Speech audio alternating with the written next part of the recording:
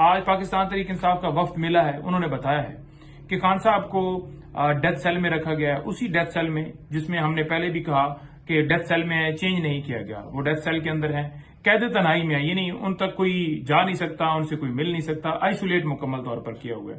اسی طرح سے ان کی بی بی صاحبہ سے ملاقات نہیں ہوئی، بی بی صاحبہ کی طرف وہ نہیں جا سکتے یا وہ ادھر نہیں آ سکتی، ان کے آپس میں بھی جو ہے وہ ملاقات نہیں کروائی گئی کہ وہ آپس میں کوئی بات چیت کر لیں، یعنی بالکل بی بی صاحبہ کو بھی قید تنہائی میں رکھا ہوا ہے اور خان صاحب کو بھی قید تنہائی میں رکھا ہوا ہے۔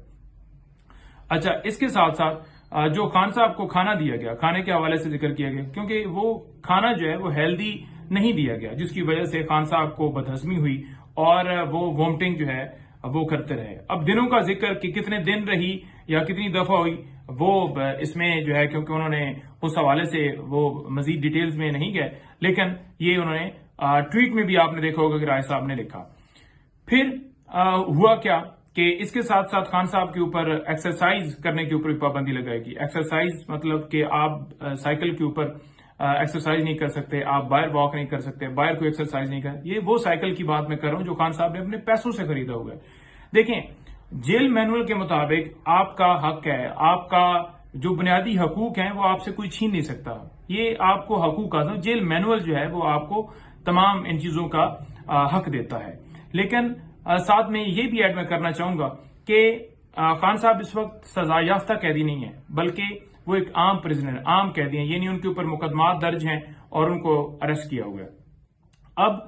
جہاں بات کی جائے کہ کیا وہ مقدمات جینوئن ہے، تو جھوٹے مقدمات میں آپ نے اندر ڈالا ہوا ہے، پھر جو بیسک فیسلٹیز ہیں، جو سہولتیں ہیں، وہ آپ کو دینا وہ آپ کے اوپر فرض ہے اور وہ آپ نہیں دے رہے ہیں۔ اخبار کے اوپر پابندی ہے، ٹی وی کوئی چینل دیکھنے کے اوپر پابندی ہے، ٹی وی تک بھی ایکسیس نہیں ہے تاکہ باہر کی کوئی انفارمیشن باہر اندر نہ جائے۔ اسی طرح سے جو اندر کی انفارمیشن ہے وہ باہر نہ آئے، یعنی خان صاحب کو کوئی موقف باہر نہ آئے، تو وکلاء کے اوپر، فیملی کے اوپر، صحافیوں کے اوپر، ہر چیز کے اوپر پابندی آپ کو پتا ہے 3 تاریخ سے لگائی گئی تھی۔ آج وہ ایکسیس دی گئی اور وہ پھر ملاقات ہوئی۔ اب میں ساتھ میں یہ بتانا چاہوں گا کہ خان صاحب کو کسی بارے میں کوئی انفارمیشن نہیں تھی، کیونکہ باہر سے کوئی نہیں جا رہا، اخبار نہیں جا رہا، ٹی وی تک نہیں ہے، تو خان صاحب کو نہ اپنی بہنوں کا پتا تھا، نہ انتظار بھائی کا پتا تھا، نہ باہر جو سارا یہ شیطانی ترامیم لانے کے لیے جو اغوا کاریاں سارا کچھ کر رہے ہیں، لوگوں کی عزتیں پامال کر رہے ہیں، تو اس تمام عمل کا خان صاحب کو پتہ نہیں تھا۔ آج کافی چیزوں کی حد تک ان تک باتیں جو ہیں وہ پہنچائی گئی، موسٹلی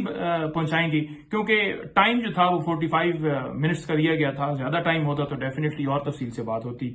جہاں تک بات ہے کہ خان صاحب جو ہے وہ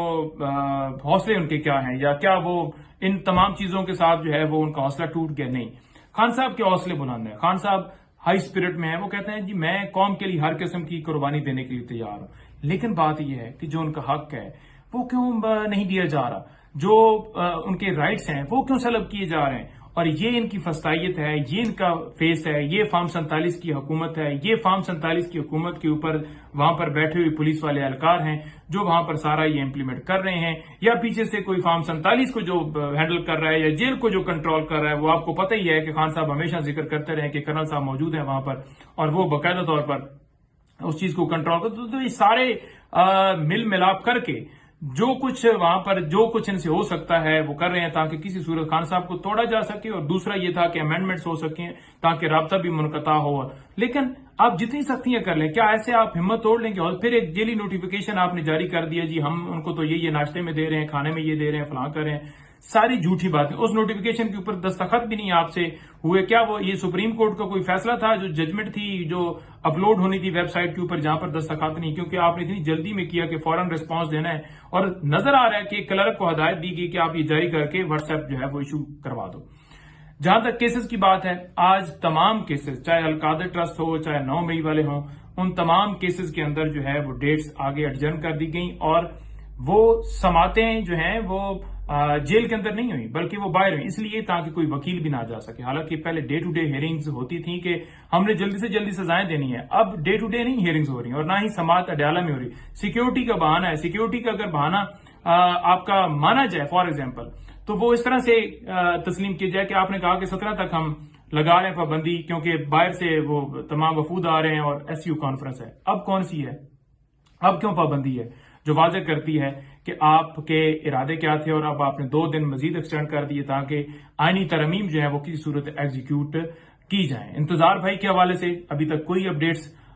वो मैं आपको बताता रहता हूं कि उनकी बाजियाबी के हवाले से कोई इस वक्त तक जो है वो सदेबाब नहीं किया गया। उनकी हद तक यही अपडेट्स हैं कि उन्हें स्टिल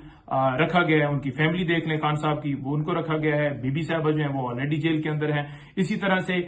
तमाम पार्टी के ऊपर क्रैकडाउन जारी है। और देखें, एक मैं चीज ऐड करना चाहूंगा,